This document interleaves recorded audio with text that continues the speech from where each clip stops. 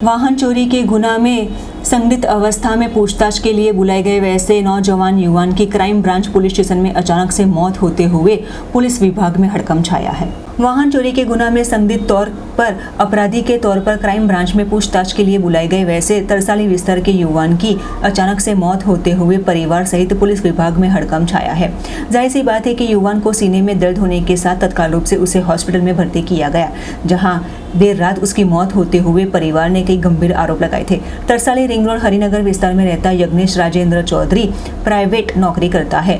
मंगलवार की देर रात वडोदरा क्राइम ब्रांच की टीम ने यज्ञेश चौधरी को वाहन चोरी के अंतर्गत पूछताछ के लिए बुलाया था, जहां पूछताछ के दौरान अचानक से ही युवान को सीने में दर्द होने के साथ खींच आते हुए उसकी तबीयत बिगड़ने लगी, जहां पुलिस कर्मचारियों द्वारा तत्काल रूप से सरकारी गाड़ी में युवान को जमनाबाई हॉस्पिटल में भर्ती किया गया। अधिक इलाज के लिए उसे एसएसजी हॉस्पिटल में ले जाने के दौरान यहां पर मौजूद वैसे तबीबों ने उसे मृत घोषित किया था। जो ये घटना की जानकारी परिवार को देते हुए परिवार ने भी भारी आक्रोश मचाया था। હું યજ્ઞેશભાઈને છે ને બાળપણથી ઓળખું છું, મારા પડોશી છે, એમનો જન્મ જ ત્યાં થયો હરિનગરમાં અને બહુ જ સારો વ્યવસ્થિત છોકરો હતો, જેના પર અત્યાર સુધી તો કોઈ આરોપ હતો નહીં. આવે અચાનક બહાર આવ્યું છે એટલે બધા સ્તબ્ધ છે, બરાબર છે. પણ એ અમારી સાથે 24 કલાક અમારી સામે રહેનારો છોકરો, ફિઝિકલી ફિટ, જેને મેન્ટલી પણ કોઈ ડિપ્રેશન હતું નહીં કે ફેમિલી તરફથી કોઈ પ્રેશર હતું નહીં કે કોઈ પ્રોબ્લેમ હતો નહીં જીવનમાં, બરાબર. આ એકદમથી હવે અચાનક ઉદ્ભવ્યું છે તો બધા શોક છે.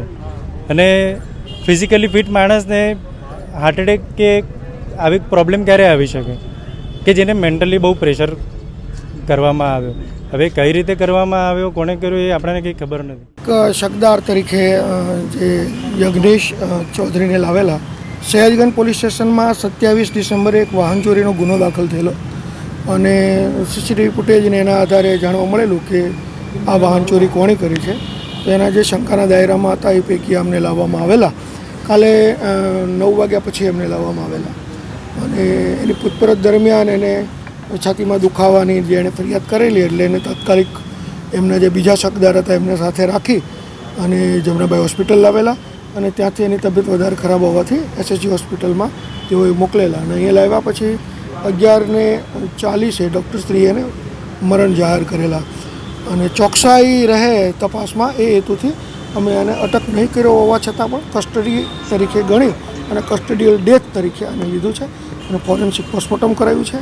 રાવપુરામાં આનો અસાધારણ મોત તરીકે ઈડીની નોંધ કરી છે અને એસીપી સી ડિવિઝન સાહેબ આની તપાસ કરી રહ્યા છે. અને જ્યારે લઈને લાવવામાં આવ્યો ત્યારે કોઈ પ્રોસિજર કરવાની હોય છે કાયદાકીય કોઈ? હા, એને લાવતી વખતે સેશન ડાયરીમાં નોંધ કરવાની હોય છે અને એ કરવામાં આવેલી છે. ફેમિલીને જાણ કરવામાં આવી?